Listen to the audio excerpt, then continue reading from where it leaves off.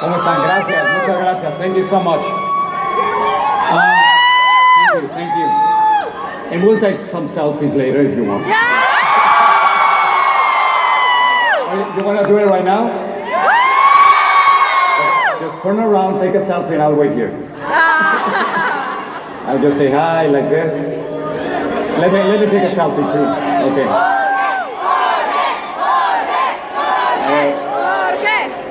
So you want to take a selfie? Let's take a selfie.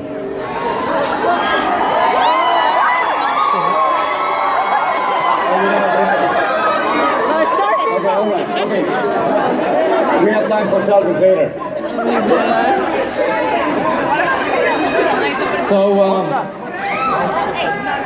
let me just start by saying something very simple. I'm just an immigrant. That's it. I'm an immigrant.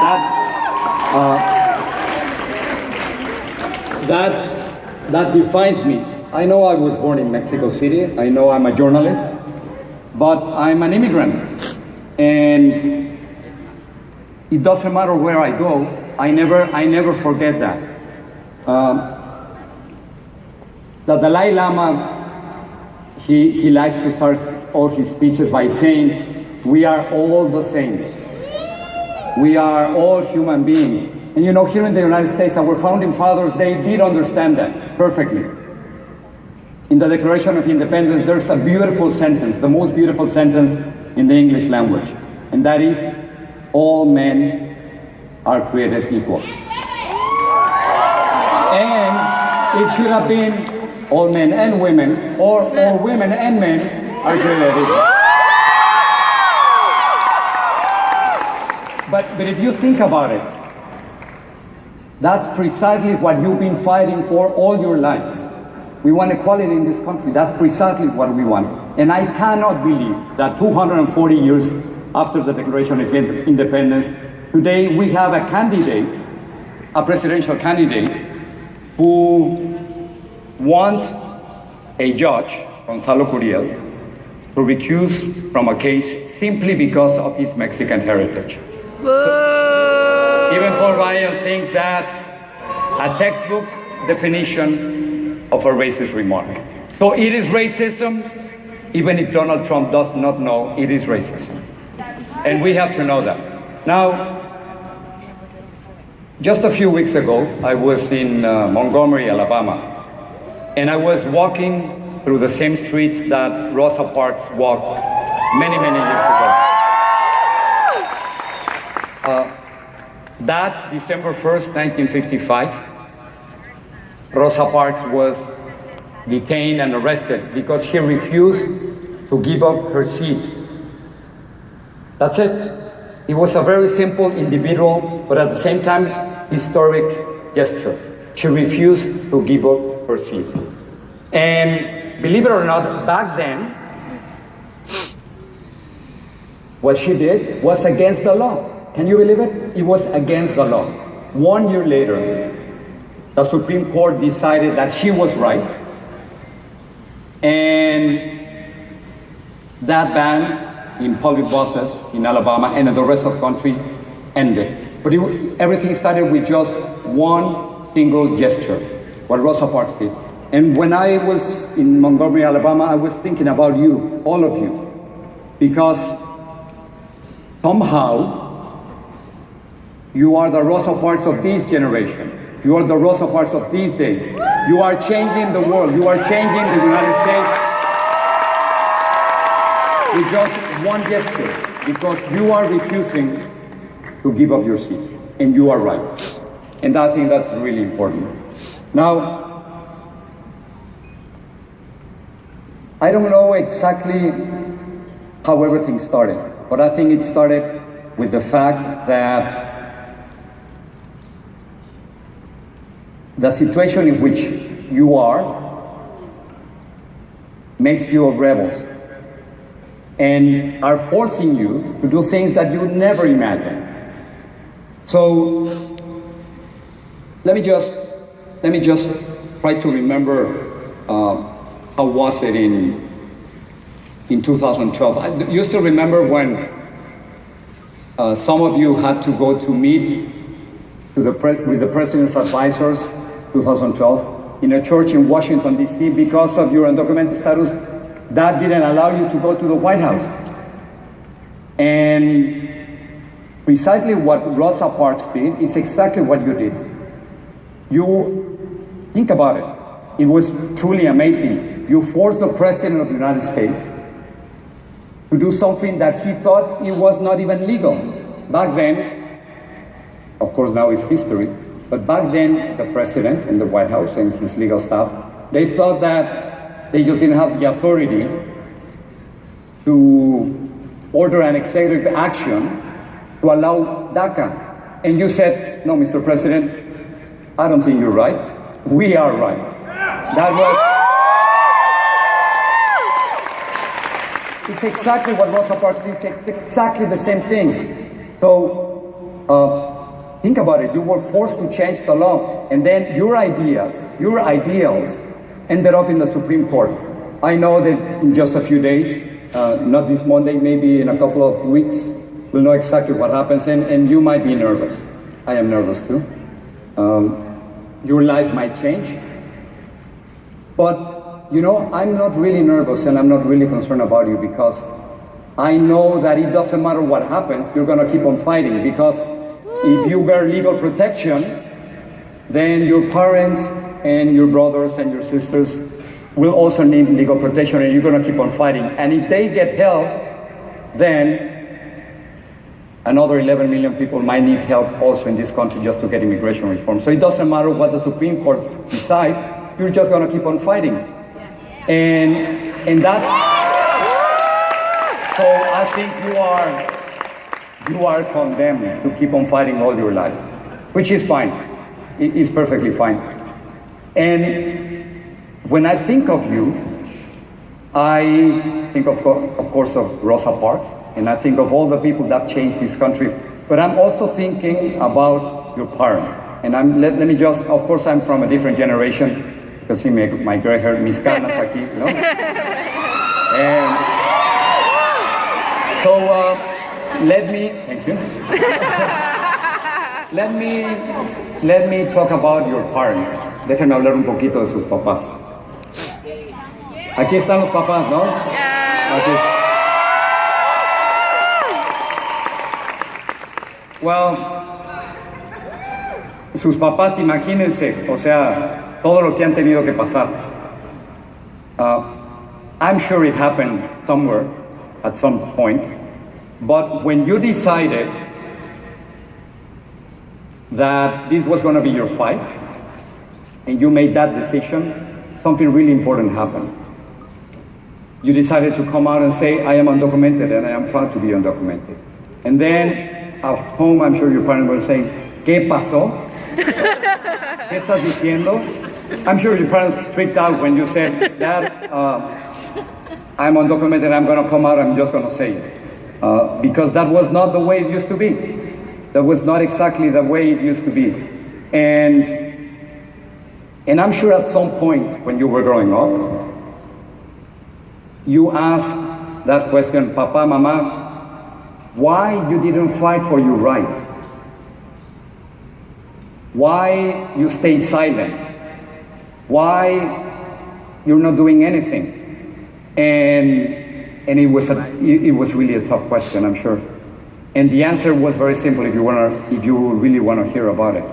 They did it because of you. Because back then, yeah. Porque muchos papás, yo sé que les hicieron esta pregunta de ¿y por qué no salen a pelear? ¿Y por qué se quedaron calladitos? Porque entonces lo que había que hacer era una frase, no hagas ruido. No hagas ruido. That was the way to fight. The way you are fighting, you the dreamers, is completely different. But your parents had to fight in a completely different way. And it was not easy. The rule was, no hagas ruido. Don't move. Be invisible. Don't talk. Don't get in trouble. Don't speed, because you don't want to get a ticket and then be sent to the migra and then be deported. And don't get in trouble with the police. That was the way in which we thought that was the right way. That was the only way we knew how to fight.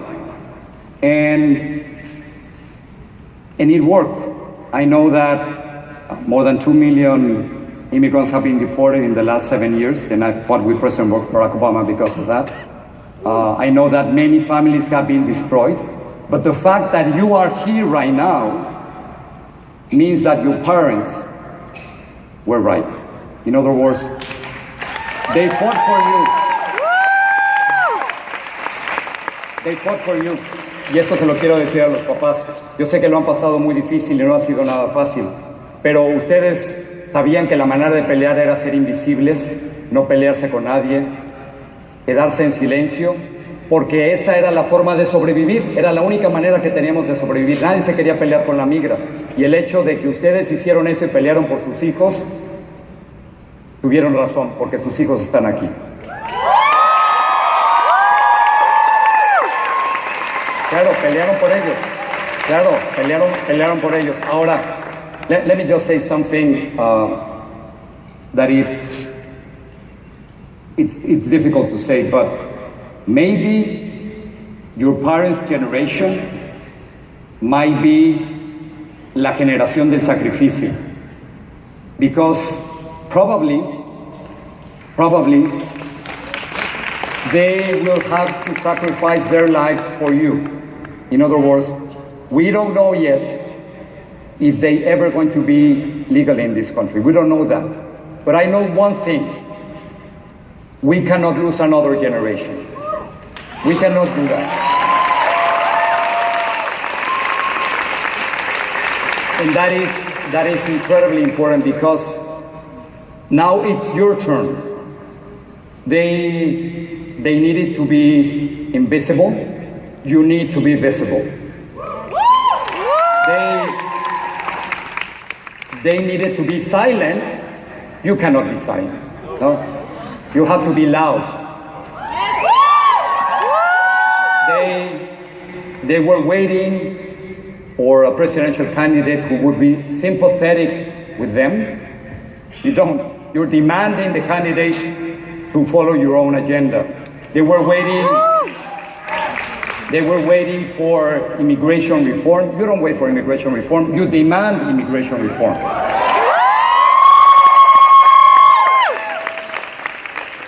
They didn't confront politicians. They didn't want to confront members of Congress. And you went all the way to Washington and went into their offices and sat there until they listened to you. Yes! So, yeah, they were freaked out when you told them, yeah, I'm undocumented, I'm going to come out and I'm just going to see it. So that's your fight. It's a completely different fight. And I think you're right, because that's the way to fight it right now.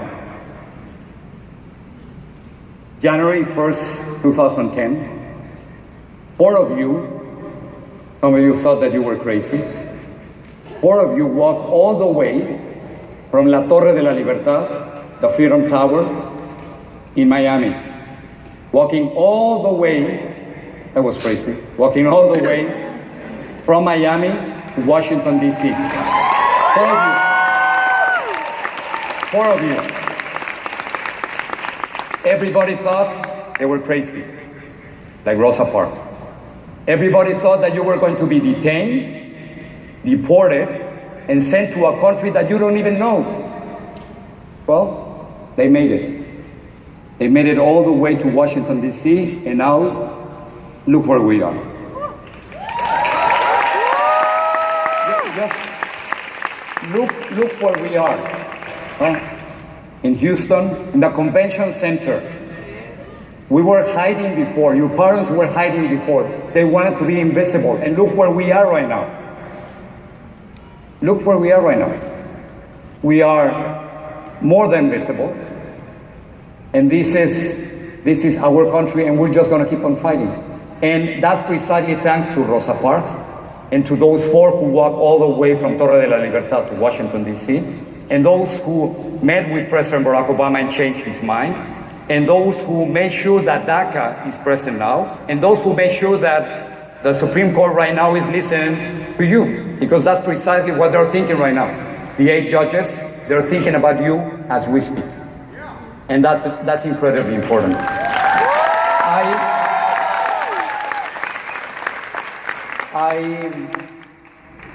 I've learned a lot about you. I like your style, I like your attitude, and when I grow up, I want to be like you. It's true. I wish I was younger, but I'm not. But let me tell you, I've said many times that you are my heroes, and I'm not exaggerating. Pero sobre todo ustedes son mis heroínas porque hay más mujeres que se han lanzado aquí. Ustedes, mujeres, nos han enseñado a nosotros cuál es el camino. Así que ustedes son mis heroínas.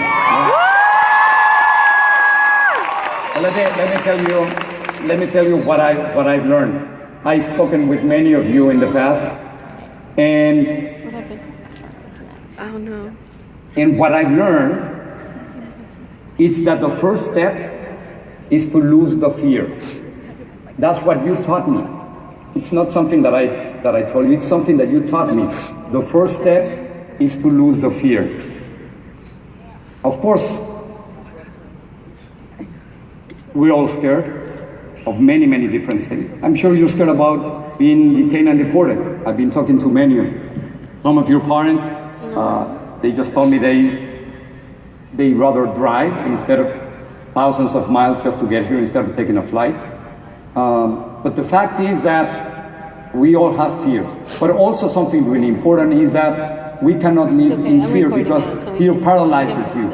So what you taught me is that the first step is to lose the fear. But also that on the other side of fear, there's action. If you act, that's the way to do it. And that's precisely what you've been doing. Because you could have been like your parents. It was a different generation, it was a different time. But you could have been paralyzed, you could have been completely silent, you could have been invisible. But that was another time. Now you have to be completely visible, you have to be loud, you have to change things. So let me give you a personal example. When last August I went to Des Moines, Iowa to confront Donald Trump,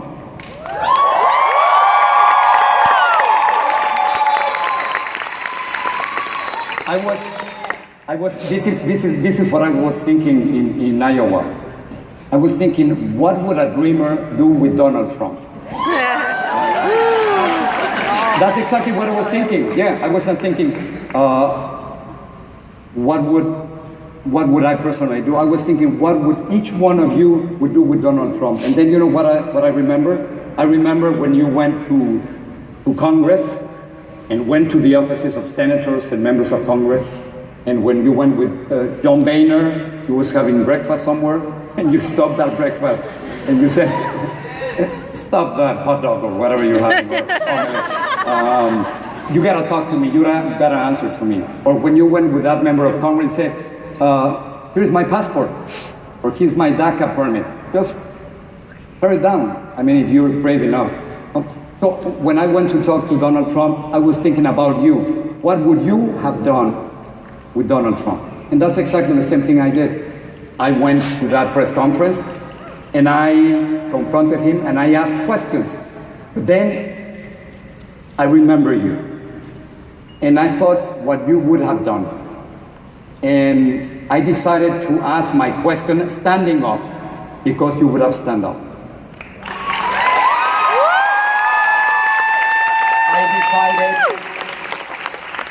That I was going to keep on talking. I wasn't going to be silent because you wouldn't be silent.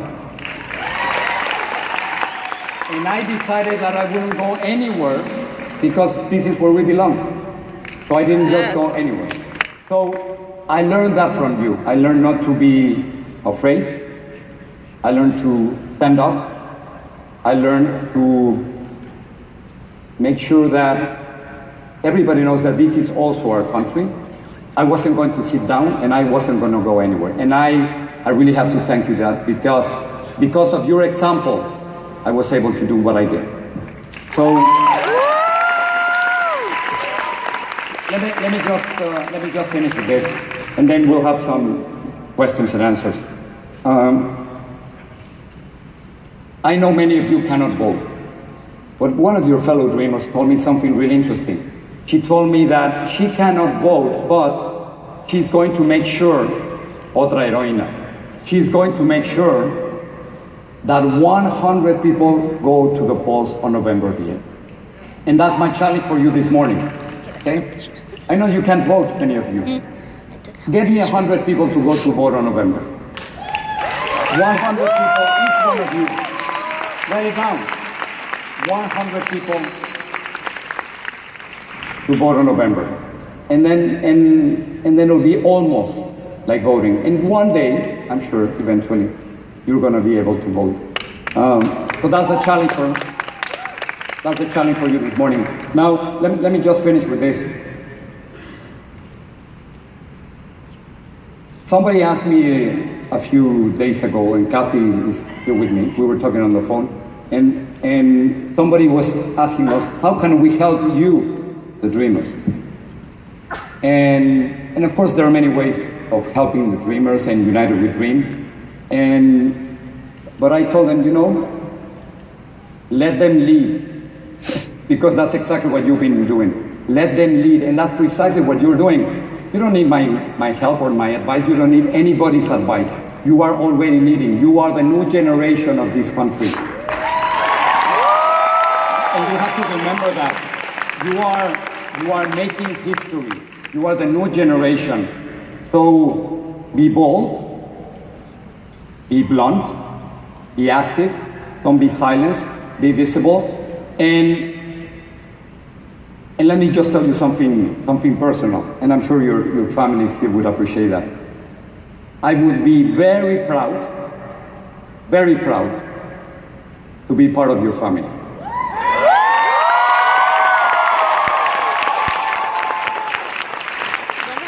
Déjame decirles en español, y a usted se lo digo y a todos los papás aquí. Por todo lo que ustedes han hecho, yo estaría muy orgulloso de ser miembro de su familia. Muy orgulloso. And just one more thing. I know you're going to be leading the way, but just let me dream with you. Muchas gracias.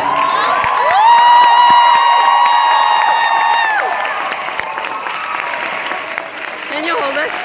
I need to go there. Jorge, Jorge, Jorge, Jorge, Gracias. Jorge, Jorge.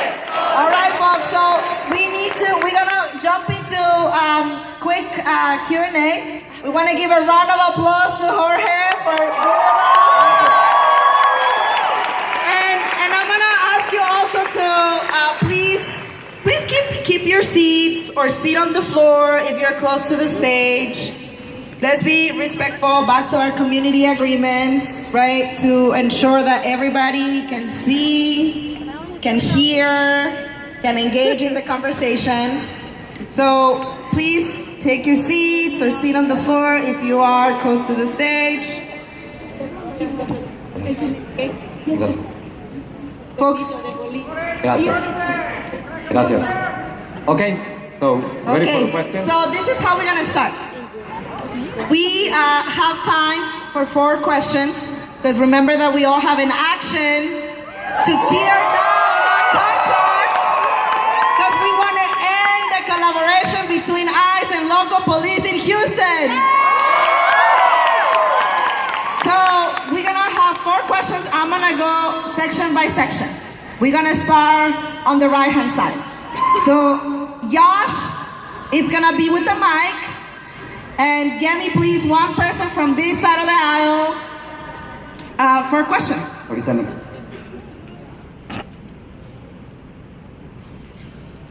Son un montón, qué bárbaros, mira. Señor Ramos. A ver, hola. Yo soy de Dallas, soy del estado de Hidalgo y le agradezco su tiempo, su trabajo, su esfuerzo, su dedicación. Gracias por hacernos orgullosos a nosotros los padres de tener a un hombre como usted arriba. Gracias, señor Ramos. Gracias a usted. This is for the English speakers.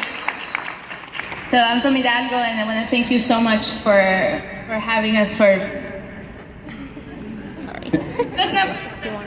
Déjame decir nada más algo más de los papás. Yo sé que muchos domingos se han pasado dicen, ¿qué han pasado los papás viendo partidos de fútbol? Dice, papá, pero mire, vámonos de aquí. No, hay que ver el fútbol. Y que muchas veces los papás están en el teléfono llamando a la Ciudad de México, a San Salvador, o a Quito, o a San Pedro Sula. Y que a veces papá y mamá de pronto se ponen a buscar dónde es el mejor lugar para conseguir tacos al pastor y pupusas y arepas. Bueno, esa es parte de nuestra generación. A nosotros nos tocó un poco vivir así, pero a ustedes les ha tocado otra generación distinta, y eso es precisamente el mensaje que tenía para ustedes, para nosotros los papás. Nos tocó pelear de una forma distinta, ahora a ustedes les toca pelear de una forma totalmente distinta. So I just realized that we're gonna have a time for a couple of more questions. So we're gonna move into this section now. Yash, if you can please pick one person. Oh, you have it ready. Awesome, thank you. Mr. Ramos, my name is Pratik Dash. I work with the Tennessee Immigrant and Refugee Rights Coalition with my group in Tennessee. You have inspired us to fight anti-immigrant forces down in the South. We know that when we make change in the South, we're going to make change throughout the entire country. And I want to say thank you on behalf of my Turk members and Jump members. And today is my birthday. I would love to come up and get a picture with you really quickly. Sure. Thank you. Hold up birthday card.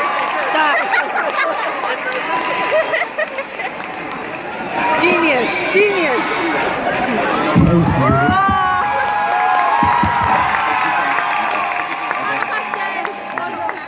Ahí está el abrazo. $1.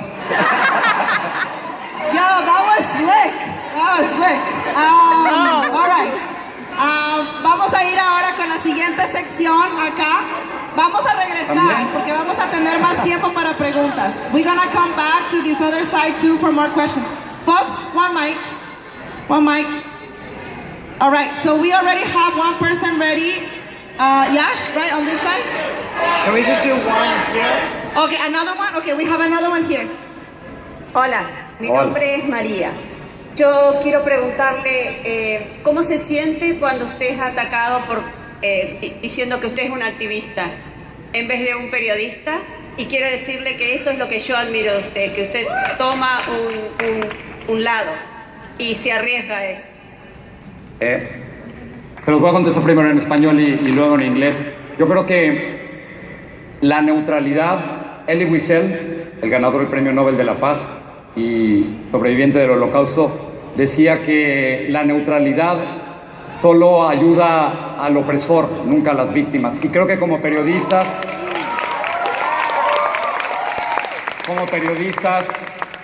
hay 6 áreas en las que tenemos que tomar partido y dejar a un lado la neutralidad. Cuando se tratan casos de corrupción, racismo, discriminación, mentiras públicas, dictaduras o derechos humanos, estamos obligados a tomar partido. I think as journalists we have to take a stand and don't be neutral when it comes to racism, discrimination, corruption, public lies, dictatorships and human rights. You cannot be neutral when that happens. Elie Wiesel used to say that neutrality only helps the oppressor, never the victim. And that happens if you're a dreamer or if you're a journalist. Thank you.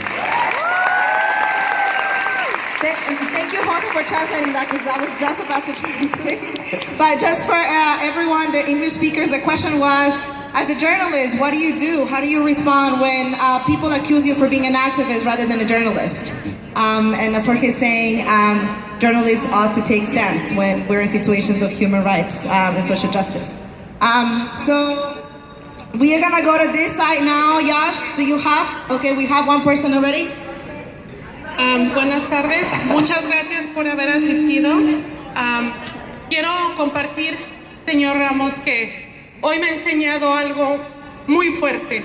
Soy un papá con miedo y usted me ha enseñado que mi hija está aquí para pelear.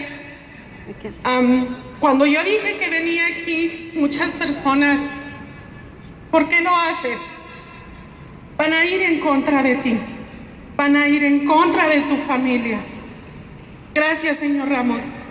Hoy me ha enseñado que yo tenía miedo, pero ya no más. I'm gonna stand for it.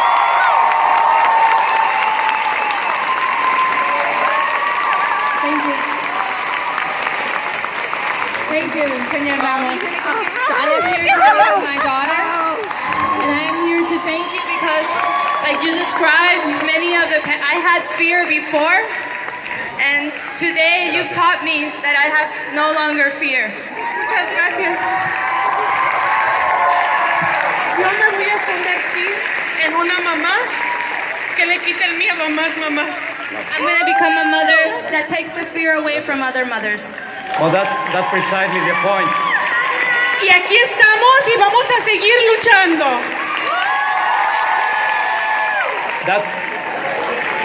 That's precisely what we were talking about, that it's different ways of fighting. And back then, Bodyguards. 2 or 3 decades ago, you had to be silent, and you had to be invisible. As a matter of fact, that was that word. Era la lucha de los invisibles. And sometimes you have to be invisible. In war, sometimes you have to be invisible. And for many of us, it was a war. And that's how they learned to survive. And thanks to them, you are here. And that strategy worked back then, not anymore. And that fear, it's fine. Again, there are many fears. However, she's changing and we're all changing. And what's really funny is that, and interesting, is that you are the ones who are changing us. La hija, su hija, la ha obligado a cambiar. Ustedes han obligado a cambiar a sus papás. Sus papás, estoy seguro, estaban aterrados de miedo. Es más, estoy seguro que muchos de sus papás ahorita están aterrados de miedo de que ustedes estén aquí. Mijita, ¿y si llega la migra? ¿No? ¿Y si llega la policía? ¿Y qué van a hacer? ¿Y el avión? ¿Y cuando salgan? ¿Y qué tal si llega gente de Trump? ¿Qué van a hacer? ¿Ok? Ustedes les han enseñado que está bien tener miedo, hay que reconocer el miedo y luego enfrentarlo, ¿no? So we have the next question ready. Hi, my name is Lizette. I'm from Houston, Texas, but I go to UT Austin, and I just wanted to say that I'm really thankful that you're here. I've watched you as I've grown up. My dad used to make me watch your show every Sunday. It was great because now I'm developed. I can be able to voice my own opinions, and I think one of them is that I really want to challenge you because I think that Univision has a great power amongst the Latino community, amongst the United States.